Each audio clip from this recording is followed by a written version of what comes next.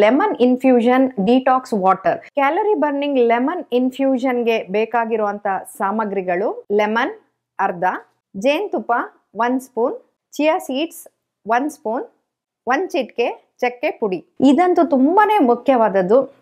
ಆದಷ್ಟು ಪ್ರತಿದಿನ ಬೆಳಗ್ಗೆ ನೀವು ಇದನ್ನ ಅರ್ಲಿ ಮಾರ್ನಿಂಗ್ ಡ್ರಿಂಕ್ ತರ ನೀವು ಸೇವನೆ ಮಾಡ್ಕೋತಾ ಹೋದ್ರೆ 90% ಆಫ್ ಯುವರ್ ಒಬೆಸಿಟಿ ಪ್ರಾಬ್ಲಮ್ ಕಮ್ಮಿ ಆಗುತ್ತೆ ಅಂತ ಹೇಳ್ಬೋದು. ಯಾಕಪ್ಪ ಅಂತಂದ್ರೆ ಇದರಲ್ಲಿರುವಂತ ತುಂಬಾನೇ ಇಂಪಾರ್ಟೆಂಟ್ ಇಂಗ್ರೀಡಿಯೆಂಟ್ ಲೆಮನ್.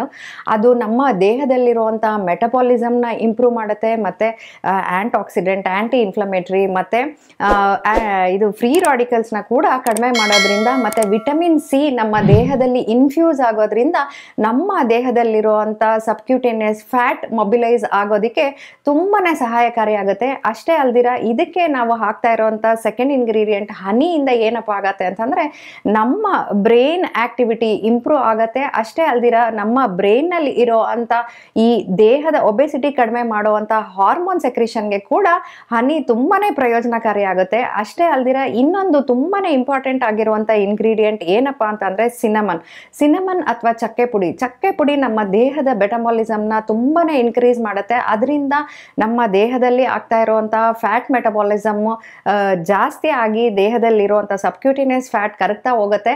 ಅಷ್ಟೇ ಅಲ್ದಿರ ನಾವು ಪ್ರತಿನಿತ್ಯ ಇದನ್ನ ಸೇವನೆ ಮಾಡೋದ್ರಿಂದ ಇಮ್ಯುನಿಟಿ ಕೂಡ ಜಾಸ್ತಿ ಆಗುತ್ತೆ.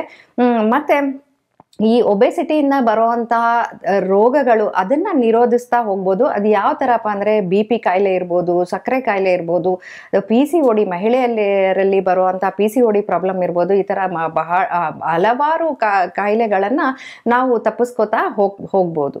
ಅರ್ಲಿ ಮಾರ್ನಿಂಗ್ ಲೆಮನ್ ಇನ್ಫ್ಯೂಷನ್ ಹೇಗೆ ತಯಾರಿಸ್ಬೋದು ಅನ್ನೋದನ್ನ ತೋರಿಸ್ಕೊಡ್ತೀನಿ. ಮೊದಲನೇದಾಗಿ ನಮಗೆ ಬೇಕಾಗಿರೋದು 1 ಕಪ್ ಹಾಟ್ ವಾಟರ್. ಅಂದ್ರೆ ತುಂಬಾ ಹಾಟ್ ಬೇಡ, ಸುಮ್ಮನೆ ಒಂದು ಲ್ಯೂಕ್ ವಾರ್ಮ್ ವಾಟರ್ ಅಂತ ಹೇಳ್ಬೋದು. 1 ಕಪ್ ನೀರ್ನ ಈ ಪಾತ್ರೆಯಲ್ಲಿ ಹಾಕೊಂಡು ಸ್ವಲ್ಪ ಲೈಟಾಗಿ ಬಿಸಿ ಮಾಡ್ಕೊತಾ ಇದ್ದೀನಿ.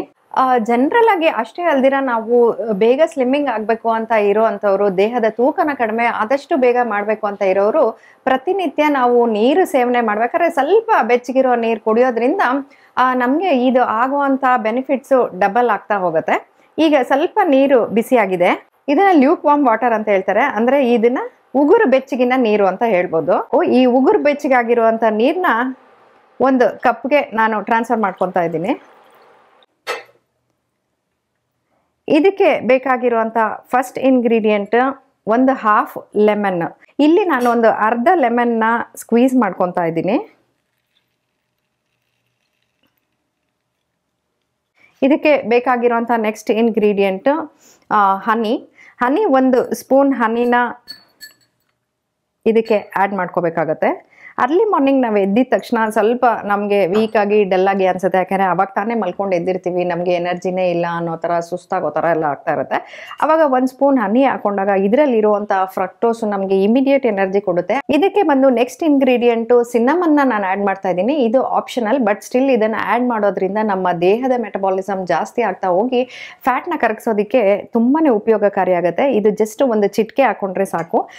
ಮತ್ತು ಇದಕ್ಕೆ ಬೇಕಾಗಿರುವಂಥ ಲಾಸ್ಟ್ ಇಂಗ್ರೀಡಿಯೆಂಟ್ ಮತ್ತೆ ತುಂಬಾನೇ ಇಂಪಾರ್ಟೆಂಟ್ ಇಂಗ್ರೀಡಿಯೆಂಟ್ ಏನಪ್ಪಾ ಅಂತ ಅಂದ್ರೆ ರಾತ್ರಿನೇ ನೆನೆಸಿಟ್ಟಿರುವಂತ ಚಿಯಾ ಸೀಡ್ಸ್. ಇದನ್ನ ನಿಮ್ಗೆ ರಾತ್ರಿ ನೆನೆಸಿಡೋದು ಮರ್ತೋಯ್ತು ಅಥವಾ ತುಂಬಾ ಕಷ್ಟ ಆಗತ್ತೆ ಅಂದ್ರೆ ಬೆಳಗ್ಗೆ ಎದ್ದ ತಕ್ಷಣ ಒಂದು 10 ಮಿನಿಟ್ಸ್ 1 ಸ್ಪೂನ್ ಚಿಯಾ ಸೀಡ್ನ ನೆನೆಸಿಟ್ರೆ ಸಾಕು.